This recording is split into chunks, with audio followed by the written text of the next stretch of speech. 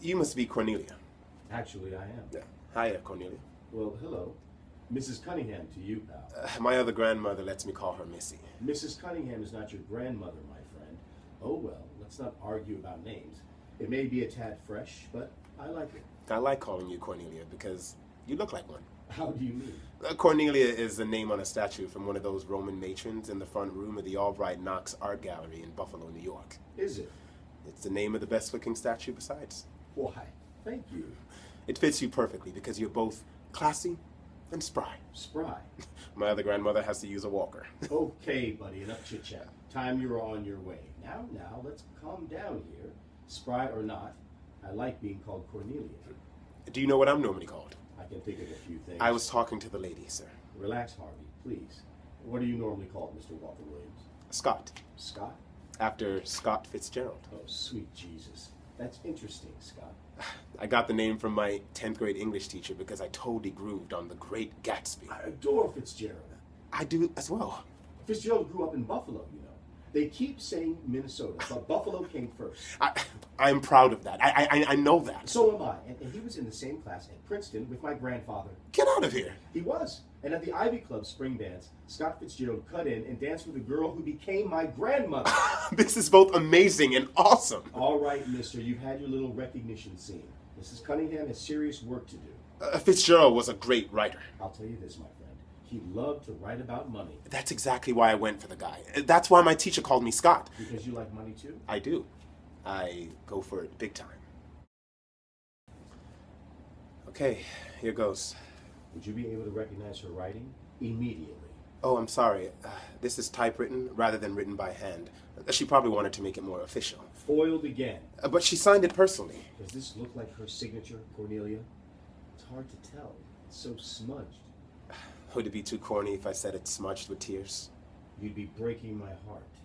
Yeah, well, I apologize for the letter's condition.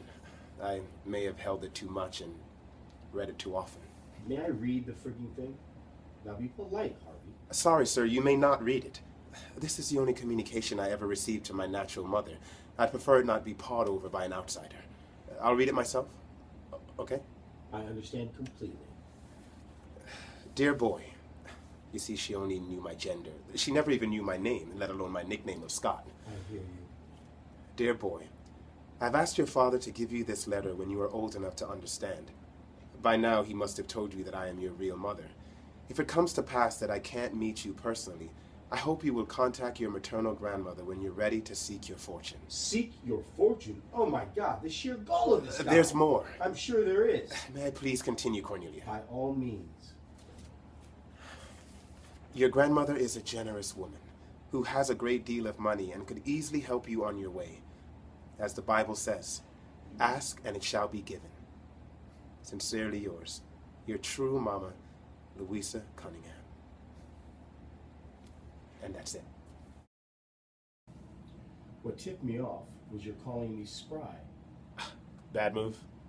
People who say that are usually trying to butter you up. I was trying to get my bearings, Cornelia. I understand that. And once you did, you landed right on target.